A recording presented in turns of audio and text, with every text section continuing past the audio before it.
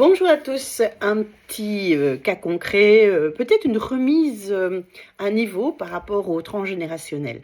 Alors, c'est quoi le transgénérationnel? Donc c'est le transgénérationnel, à travers les générations. Et qu'est-ce que... qu'est-ce quelle est la différence déjà entre le transgénérationnel et les constellations familiales? Les constellations familiales, c'est purement, mais purement énergétique. Donc, c'est un groupe de personnes. On peut le faire en individuel, attention, mais c'est un groupe de personnes qui viennent travailler une situation dans l'énergie pour que la personne qui vit cette situation, qui vit ce blocage, puisse avoir un recul pour voir un petit peu ce qui se passe et qui se joue. Voilà. Le transgénérationnel, je dis, c'est très souvent en fait une base scientifique. Donc ça descend effectivement d'une science qu'on appelle l'épigénétique. Et donc l'épigénétique, c'est que tout ce qui n'a pas été et tout ce que nos ancêtres ont vécu et qui n'ont pas pu résoudre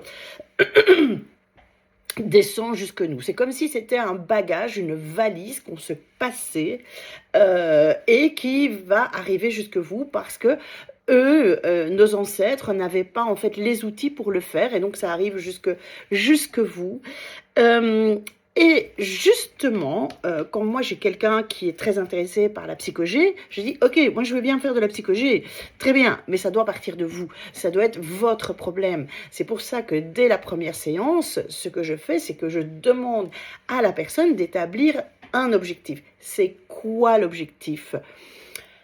Il y a plein de choses qui viennent du transgénérationnel, si vous êtes bloqué, si vous n'arrivez pas à être heureux en amour, s'il y a des problèmes d'argent, s'il y a des schémas qui sont récurrents, que ce soit au niveau privé, au niveau professionnel, au niveau même de l'amitié, du couple, enfin, donc il y a quand même beaucoup de choses. Pour moi, allez, il y a 80% des choses qui viennent vraiment du transgénérationnel, mais on va toujours partir de la personne. Et comme je le dis très souvent à mes élèves, non, on ne fait pas du psychogé pour du psychogé, on fait vraiment par rapport à un objectif. Et donc, la première chose, c'est de travailler l'objectif de la personne. C'est quoi? Pourquoi vous venez me voir? Quel est votre objectif? Qu'est-ce qui se passe dans votre vie pour que vous ayez ce déclic d'aller voir ce qui se passe à travers les générations? Donc, voilà comment ça se passe un petit peu une séance en psychogé. Donc, on va d'abord établir, et moi je vais souvent, et c'est ce que je dis à mes élèves, c'est de vraiment en fait donner le temps à la personne d'expliquer ce qu'elle vit, de créer ensemble cet objectif qui sera notre point de départ, mais notre point d'arrivée aussi, et d'aller voir un petit peu qu'est-ce qui se passe. Alors moi j'aime bien travailler à la place de la personne, les premières séances, et de voir en fait, parce que la place, si vous n'avez pas votre place dans votre famille, effectivement vous ne l'aurez déjà nulle part ailleurs, ça va créer un blocage. La deuxième chose que je travaille souvent à la première séance, c'est votre histoire d'enfant non désiré. Si je suis un enfant non désiré, si je suis venue trop tôt, si je suis venue trop tard, si je ne suis pas venue dans le bon sexe, ça va déjà créer quelque chose à l'intérieur de mes mémoires cellulaires comme je ne peux plus décevoir, j'ai déçu mes parents en étant une fille, et bien maintenant je vais porter un masque pour répondre aux attentes de l'autre et donc passer à côté de ma vie. Donc ça c'est vraiment pour moi les deux choses qu'on fait en première séance, c'est travailler la place et travailler l'histoire de je ne peux plus décevoir.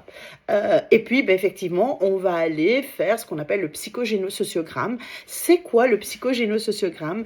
C'est votre arbre généalogique mais avec l'histoire inscrite dans l'arbre, et on va aller voir par rapport à votre objectif de départ qui porte une blessure similaire, qui porte des dates similaires, donc voilà, on va aller ensuite, lorsqu'on a des ascendants identifiés, ce que l'on va faire, c'est venir en fait placer des rituels en conscience, dans la bonne émotion. On va placer des rituels pour venir décoincer cette situation et pouvoir en fait s'en libérer. Donc voilà, moi si vous êtes intéressé par une séance en psychogé, je vous invite à prendre un rendez-vous sur le site êtresoi.be. Si maintenant c'est l'école qui vous intéresse, c'est tous ces outils, tous ces rituels dont vous avez besoin, dont vous avez envie, allez vers eitvo.com. Et n'hésitez pas à commenter cette publication et peut-être déjà de me poser des questions en commentaire. Si maintenant vous connaissez quelqu'un qui a besoin de ces informations, n'hésitez pas à partager cette vidéo. C'était Cathy Jurzek pour Être Soi et l'école EITVO. À bientôt!